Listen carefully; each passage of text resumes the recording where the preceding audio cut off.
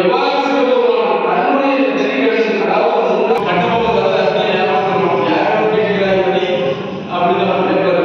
அதை ஞாபகம் இருக்கும். அந்த மாதிரி ஒரு பெரிய அரசன் இருந்தால் அவனுக்கு கீழே இருக்கக்கூடிய அனைவரும் ஐயா அந்த மாதிரி நாங்கள் இந்த ஊர்ல இந்த நாட்டை பண்ணிட்டு இருக்கோம், எங்களுக்கு நீங்களாம் சாமி அப்படின்னா நாங்கள் கொண்டு கொஞ்சம் ரூபாய் கொடுத்துடணும். அதான் கப்பு கட்டுறது. கப்பு கட்டுறது நம்ம நிலவரி கட்டுறோம் இல்லையா அரசாங்கத்துக்கு, அந்த மாதிரி அந்த காலத்தில் இப்போ நம்ம ஏன் அரசாங்கத்துக்கு கட்டுறோம், அரசாங்கத்துக்கு நம்ம போயிடும், அதனால நம்ம அரசாங்கத்துக்கு கட்டுறோம். அந்த மாதிரி அந்த அரசனுக்கு கீழே நம்ம இருக்கிறதுனால இந்த மூன்று உலகத்தில் உள்ள எல்லா ராசர்களும் அவருக்கு வந்து கப்பம் கொடுக்கணும். அப்படி கொடுக்கல அப்படின்னா நெருப்பாலே உங்களை அடிச்சிருவேன். நேரடியை கொண்டு வரலன்னா ஒரே ஒரு அம்பு தான், ஒரு அம்பை வச்சு அவனை எரிச்சு சாம்பலாக்கிடுவேன். ஏன்னா அவன் அத்தனை அஸ்திரங்களும் வாங்கியிருக்கான். அக்னி அஸ்திரங்களும் ஒரு அஸ்திரங்களும் மொத்த வெளியே எரிச்சு தள்ளிவிடுவது. இப்படியே இந்த பாவியம் இந்திரலோகம் வரைக்கும் அடக்கி அரசாங்கம். இந்த அரசு அரக்கள் அப்படி ஆண்டுகிட்டு இருக்கும்போது எப்படியுமே அந்த நேரம் வருவது காலம் வழியை மாட்டான்னு சொல்லுவாங்க. அந்த விட்டு முறை அவனுடைய பழைய பாவம் வந்து அவனுக்கு வலிக்கக்கூடிய அந்த நேரம் வரும்போது தேவாதி தேவர்கள் எல்லாம் அப்பதான் கண்ணு திறந்து இவ்வளவு நேரம் பட்டு அடிபட்டு விதிபட்டு அவங்க வாழ்ந்து இருப்பாங்க. அந்த நேரத்தில் அவங்களுக்கு யோசனை அந்த தேவாதி தேவர்கள் எல்லாமே வந்து என்ன பண்றாங்க அப்படின்னா தேவாதி தேவர்களும் மூவாதி மூவர்களும் தெய்வ ஸ்திரீ அதாவது தேவலோகத்தில் உள்ள மங்கைகள் அப்சரஸ் அப்படின்னு சொல்லுவாங்க. அவங்க எல்லாருமே ஐயா திருமாலிட்ட போய் ஐயா நீங்க தான் அபயம், நீங்க தான் எங்களை காப்பாற்றணும் அப்படின்னு வந்து முறையிடுறாங்க. அப்படியே முறையிட்ட உடனே அவர் கைலாயம் போய் பரமேஸ்வரனுடைய அடியை போச்சு. நம்முடைய சோதி திருமால் சொல்றாரு, 10 தலைமுறை அரக்கனுக்கு பல கோடி வரத்தை நம்ம கொடுத்தோம். தேவர்களையும் மூவர்களையும் தேவேந்திரன் வரையும் 4 வரையும் ஏவல் கொண்டு அவன் ஆண்டு இருக்கலாம். அதனால தேவர்கள் எல்லாரும் ஸ்ரீஹரி நீதான் எங்களை காப்பாற்றணும்னு என்கிட்ட வந்து முறையிடும் போது என்னால் அதை கேட்டுக்கிட்டு இருக்க முடியல. அந்த கொடுமைக்கு ஒரு எல்லை உண்டு. அதுக்காக நம்ம என்ன செய்யணுமோ அதை செய்யணுமே. இப்ப அவங்களை காப்பாற்ற யாருமே இல்லை. இப்ப நான் என்ன அவதாரம் எடுத்து அவரை நான் காப்பாற்றணும்னு என்கிட்ட சொல்லுங்க அப்படின்னு சிவபெருமான் கிட்ட நம்ம வாய்ப்பு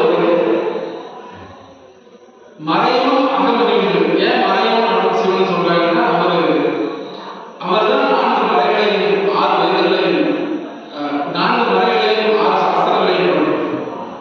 அதனாலதான் அவரை மறையும் அப்படின்னு சொல்லுவாங்க.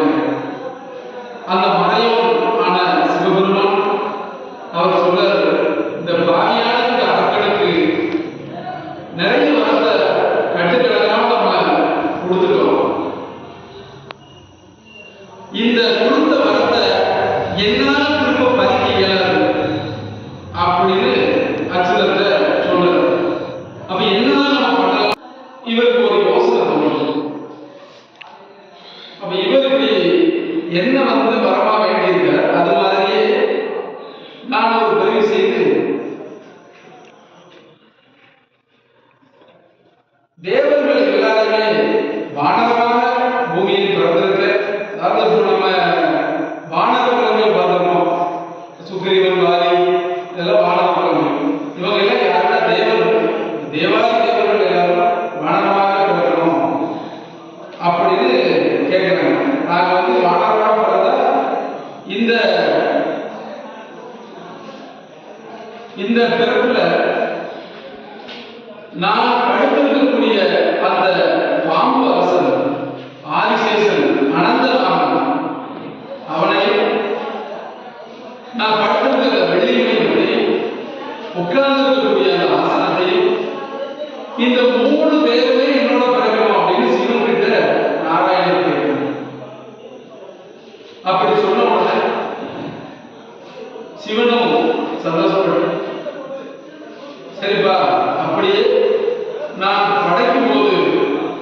தேவர்கள் எல்லாம் அந்த படைப்பை செலுத்தும் போது அவர் என்ன சொன்னாங்கன்னா, சிவனுடைய காலங்களிலிருந்து இந்த மண்டலங்கள் எல்லாம் மாயமாய் கிடைத்த ஈஸ்வரனே, எங்களை இந்த லோகத்தை இப்ப படைப்பீங்கன்னா எங்களுடைய வரம் எல்லாத்தையும் நாங்கள் வந்து இப்போ வந்து வானரமா படை செய்ய வைக்கணும்னு கேட்கிறாரு. அப்ப தேவர்கள் என்ன சொல்றாங்க, நாங்கள் வானரமா நிறுத்துறோம், ஆனா எங்களுடைய பலம் எங்களுடைய சக்தி எல்லாத்தையும் வச்சு உங்களுக்கு நான் அடிபணிந்து ஏவல் செய்யணும். ஏன்னா உங்களுக்கு நாங்கள் அடிமையா ஒரு அன்பா ஒரு பணிவிடைகள் செய்யக்கூடிய ஒரு ஆளாக நாங்கள் இருக்கணுமே தவிர்த்து உங்களை மீறி நாங்கள் போயிடக்கூடாது. அந்த மாதிரி ராமனுடைய தகவல். அவரும் தினகரன் அப்படிங்கிறது யாருன்னா, ஜனக மகாராஜா அப்படின்னு ஒரு உண்டு. அவருக்கு இன்னொரு பேர் தான் தினகரன் அப்படிங்கிறது. நமக்கு இங்க வந்து தினகரன் அப்படின்னு அவர் சொல்லுவாங்க. அவர் ஜனகர் ராஜரிஷின்னு சொல்லுவாங்க. அவருக்கு தெரியாத வேதங்கள் இல்லை. அவர் அவ்வளவு வேதங்கள் அவர் கற்று தேர்ந்தவர். அப்ப அவர் வந்து எனக்கு ஒரு குழந்தை வேணும் அப்படின்னு சொல்லிட்டு மகாபாரதை தான் நோக்கி மகனாக பிறக்க அருள் செய்திருக்கிறோம். மூவர்களுமே கூடி பூமியில பிறக்க போறாங்க. அந்த அரக்கத்தினுடைய அழிப்பதற்காக அம்மை லட்சுமியை சீதாலட்சுமியாக அந்த ஜனகருக்கு மகளாக பிறக்கணும் அப்படின்னு அவர் படைக்கிறார். அந்த வேதத்தில் இப்படி இருக்கிறதுனால அதே மாதிரி அவங்களும் படைக்க புரிஞ்சுட்டாங்க. இந்த உடனே இவ்வளவு வேதத்தில் இருக்கிறபடினால பிறவியை எடுக்கிறாங்க. தசரதற்கு திருமாலை ராமனாக பிறக்க வைத்துவிட்டு ராமராக பிறவி செய்வதற்கு வந்து ஈஸ்வரன் சம்மதித்து அதை படைக்கும் பொழுது பரமசிவனும் அந்த திருமாலை பார்த்து கேட்கிறார், இந்த உலகத்துல வந்து என்னுடைய தசரதற்கு மகனாக பிறவி செய்ய முடிவு பண்ணிருக்கீங்க, இதுக்கு என்ன காரணம் அப்படி கேட்கும்போது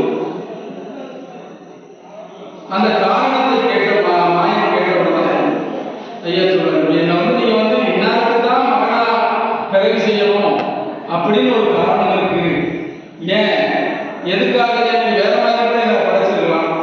ஏன்னா இதுக்கு முந்தைய யுகத்துல ஒரு தூணை பிளந்துச்சு அப்படியே வந்துச்சு.